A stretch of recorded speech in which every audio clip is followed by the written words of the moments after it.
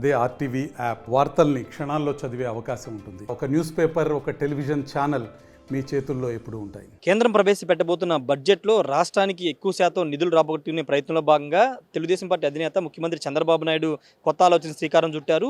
ఎంపీల్ని మంత్రులకి, Andhra Pradesh మంత్రులకి ఎంపీల్ని attach చేస్తూ కేంద్ర ప్రభుత్వం ఉన్నటువంటి మంత్రుల్ని అక్కడ కేంద్రం ద్వారా నిధులు తీసుకొచ్చి ఒక కార్యక్రమానికి శ్రీకారం చుట్టారు. ప్రస్తుతం దీనిపై మనతో మాట్లాడడానికి టీడీపీ రాష్ట్ర అధ్యక్షులు పల్లా శ్రీనివాస్ గారు ఉన్నారు. మాట్లాడుతున్నారు. సార్, ఇది అంటే గతంలో ఎవరు కూడా చేయలేదు. ఇప్పుడు కొత్తగా కోఆర్డినేట్ చేస్తూ ఇక్కడ రాష్ట్ర మంత్రికి ఎంపీని అటాచ్ చేస్తూ కేంద్రంలో అక్కడ ఉన్న మంత్రిత్వ శాఖ ద్వారా రాష్ట్రానికి నిధులు తీసుకురావడం ఒక ఆలోచన తీసుకొచ్చారు.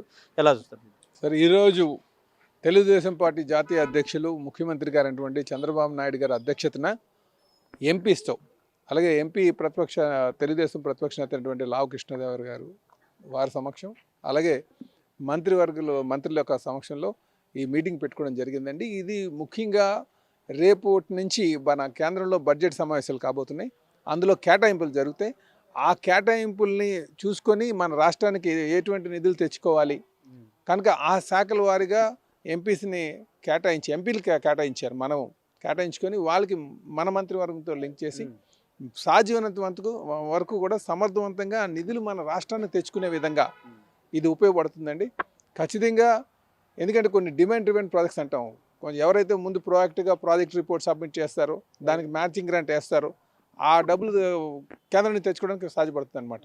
గడిచిన 5 సంవత్సరాలుగా మీరు వైసీపీ ప్రభుత్వం చూసుకుంటే మ్యాచింగ్ గ్రాంట్ వేయక, ప్రాజెక్టులు సబ్మిట్ చేయక మనం కేంద్రం నుంచి నిధులు తెచ్చుకోలే, ఒక పైసా కూడా తెచ్చుకోలే.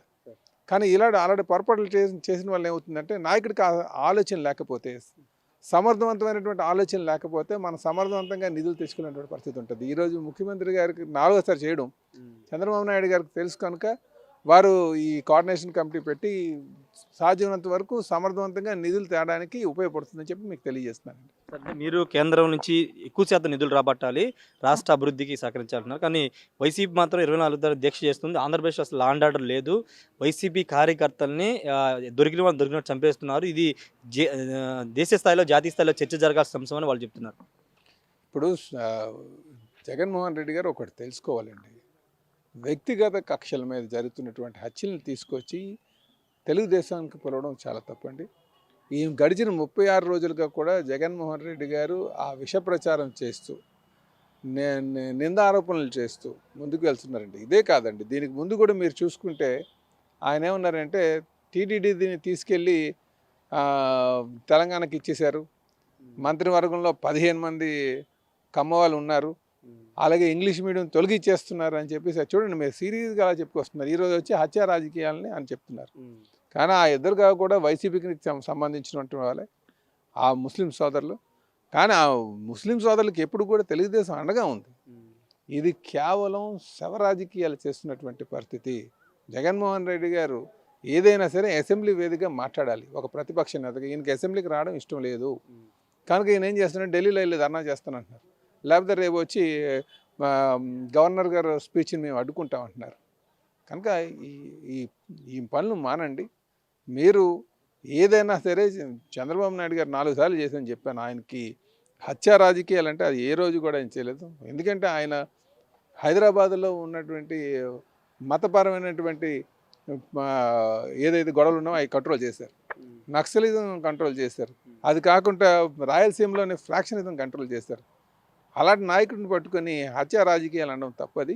హత్య రాజకీయాలు అని చేసేది ఎప్పుడు కూడా జగన్మోహన్ రెడ్డి గారు. మీరు 2019 ముందు చూడండి, శవ రాజకీయాలు ఎందుకన్నానంటే, ఆ పార్టీ స్థాపించింది కూడా ఆ నాన్నగారు చనిపోతే దాని మీద నాకు ముఖ్యమంత్రి సీటు కావాలని చెప్పేసి మొదలుపెట్టాడు ఆయన శవంతోనే.